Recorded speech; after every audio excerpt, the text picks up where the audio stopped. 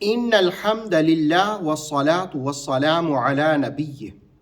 غدیر خم کیا ہے؟ رسول کریم علیہ السلام نے حج سے واپسی پر جو خطبہ دیا، اس میں مولا علی کرم اللہ وجہ الکریم کا ہاتھ پکڑ کر کیا اہم پیغام دیا، اس کا پس منظر اور حوالہ جات کیا ہیں۔ اس خطبہ کو ترمذی نے،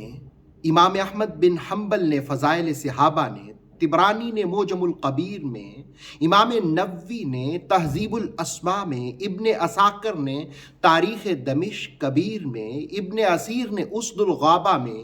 ابن کثیر نے البدایہ والنہایہ میں زید ابن ارقم رضی اللہ تعالیٰ عنہ کے حوالے سے کہ نبی صلی اللہ علیہ وآلہ وسلم نے فرمایا۔ اب دلچسپ بات یہ ہے کہ اسی خطبے کو عمران بن حسین رضی اللہ تعالیٰ عنہ کے حوالے سے ترمذی نے، نسائی نے السنن الکبریٰ میں اور خصائص امیر المومنین میں بھی بیان کیا، اور اس میں الفاظ یہ ہیں کہ جس وقت کچھ لوگوں نے کوئی شکایت کی رسول اللہ علیہ السلام سے، تو رسول اللہ علیہ السلام نے فرمایا کہ ما ترید من علی، تم مولا علی کے بارے میں کیا چاہتے ہو؟ ما تریدون من علی، 3 مرتبہ ان الفاظوں کو آپ نے دہرایا، اور پھر فرمایا کہ ان علی منی، بے شک علی مجھ سے ہیں، وانا منہ، اور میں اس سے ہوں، وہو ولی کل مومن من بعدی، اور وہ میرے بعد تمام مومنوں کے ولی ہیں۔ بلکہ احمد بن حنبل کی المسند میں جو روایت ہے، اس میں تو یہ الفاظ بھی ہیں جب لوگوں نے شکایت کی کہ قد تغیر وجہ، رسول اللہ علیہ السلام کے چہرے کا رنگ بدل گیا، اور آپ نے فرمایا کہ دعو علی، اس قسم کی باتیں مولا علی کے بارے میں چھوڑ دو، اس لیے کہ علی مجھ سے ہے، میں اس سے ہوں، اور وہ میرے بعد ہر مومن کا ولی ہے۔ اور ابن ماجہ کی جو براء ابن عازب رضی اللہ تعالیٰ عنہ کی روایت ہے، اس میں تو یہ الفاظ ہے کہ حجۃ الوداع سے واپسی پر رسول اللہ علیہ السلام جب غدیر خم کے مقام پر قیام فرمایا تو آپ نے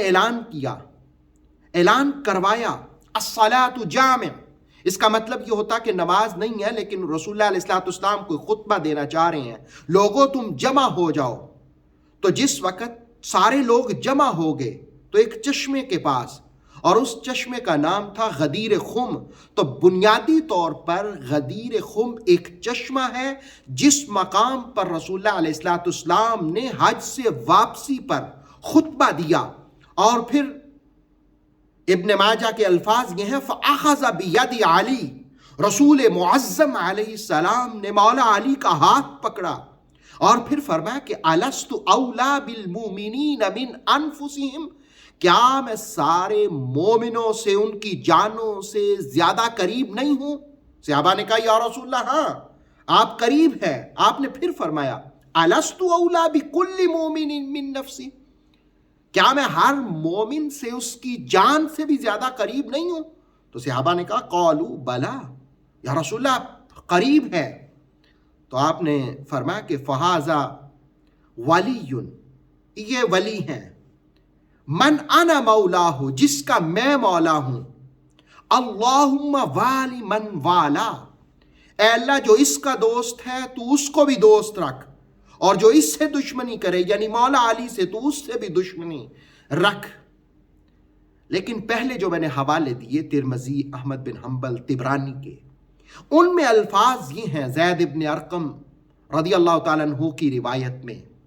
من کنت مولاہ فعلی مولاہ، رسول اللہ علیہ السلام نے مولا علی کا ہاتھ پکڑ کر کے تو کہا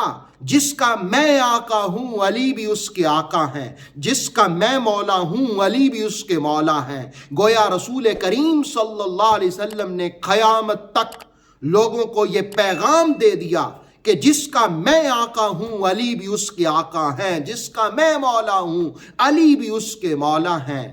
رسول اللہ علیہ السلام نے غدیر خم کے مقام پر مولا علی کا ہاتھ پکڑ کر کے یہ پیغام مسلمانوں کو